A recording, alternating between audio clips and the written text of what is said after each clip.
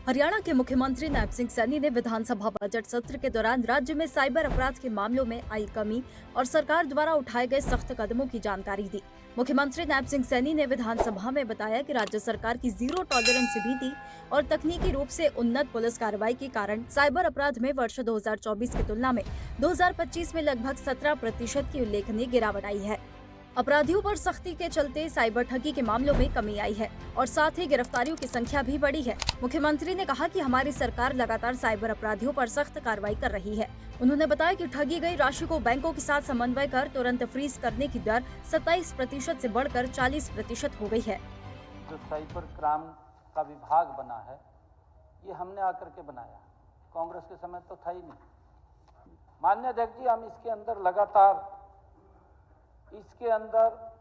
नई नई तकनीक आ रही है, लोग भी उस तकनीक का उपयोग करते हैं और लोगों को यहाँ तक डिजिटल अरेस्ट भी कर लेते हैं। माननीय अध्यक्ष जी, वो भी बड़ा एक साइबर क्राइम के अंदर ये चल रहा है। परंतु माननीय सदस्य ने जो पूछा है कि इसमें बढ़ोतरी हुई है केसों में साइबर क्राइम के, मैं आपको बताना चाहता हूं कि केसों में कमी हुई है। माननीय अध्यक्ष जी, 2024 में ये 6054 थे, 2025 में ये 5000 हुए, कमी हुई है। इसके अंदर 17% की कमी आई है।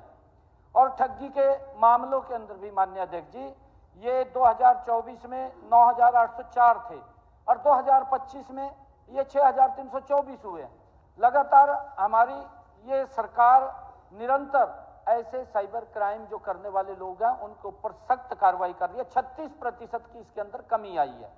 और होल्ड राशि जो आपने अभी बात की है, क्योंकि जो ठगी करता है वो मल्टीपल खातों के अंदर पैसा भेजता है, एक खाते से जाएगा कई खातों के अंदर घूम जाएगा जब तक उसको पता नहीं लगेगा।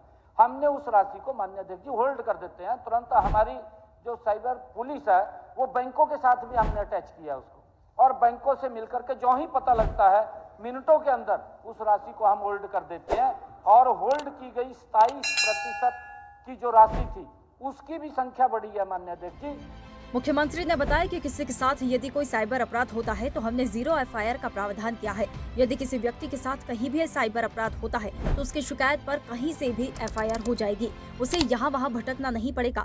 बैंकों के नोडल अधिकारियों को भी अफसरों के साथ बैठते हैं और कार्रवाई करते हैं। मुख्यमंत्री ने कहा कि डिजिटल अरेस्ट से बचाव के लिए भी हमने नीति बनाई है।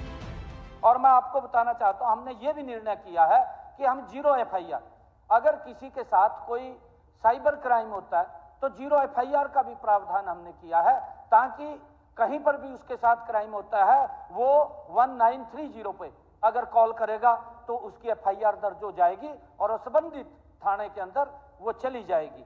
और इस प्रकार माननीय अध्यक्ष जी, विभिन्न बैंकों के 16 नोडल अधिकारी कंट्रोल रूम में भी बैठते हैं। वो हमारे जहां साइबर क्राइम के ये उसके साथ बैठते हैं और बैठ करके साइबर फ्रॉड होते ही जो नोडल अधिकारी बैंक के हैं राशि को ब्लॉक कर देते हैं। जब तक उसकी पूरी प्रक्रिया पूरी नहीं होगी तब तक उसको नहीं निकाल सकते, क्योंकि जब तक जो साइबर क्राइम करने वाला व्यक्ति है जब तक उसको हम पकड़ ना लें, उसकी तय तक ना पहुंच जाए, तब तक उसको होल्ड किया जाता है। अब कैसे उसको हम रिलीज कर दे तब तक, जब तक हमारे पास पूरी जानकारी नहीं आती। मैंने कहा है कि वो मल्टीपल खातों में चला जाता है, जब तक हम उसकी पूरी जानकारी ना ले लें तब तक उसको कैसे हम रिलीज कर दें। माननीय अध्यक्ष जी, और हमने अभी इसी बजट के अंदर माननीय अध्यक्ष जी, मैंने 3 cyber police station Gohana, Bahadurgarh और सोनीपत में खोलने की घोषणा भी अभी की है, ताकि हम इसके ऊपर और गति से काम कर सके। हरियाणा पुलिस ने साइबर अपराध, धमकी भरे कॉल्स और रंगदारी की घटनाओं पर प्रभावी अंकुश लगाने के उद्देश्य से अभेद्य मोबाइल ऐप लॉन्च किया है।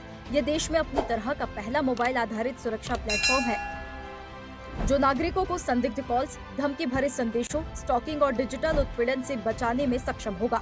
इस पहल के साथ ही हरियाणा देश का पहला ऐसा राज्य बन गया है जहां पर इस प्रकार की अनूठी पहल की गई है। बदलते समय में अपराधी इंटरनेट आधारित कॉलिंग, फर्जी नंबरों और डिजिटल माध्यमों का इस्तेमाल कर लोगों को डराने और ठगी करने का प्रयास कर रहे हैं। ऐसे में यह ऐप नागरिकों के लिए एक मजबूत सुरक्षा कवच साबित होगा। हरियाणा डायरी।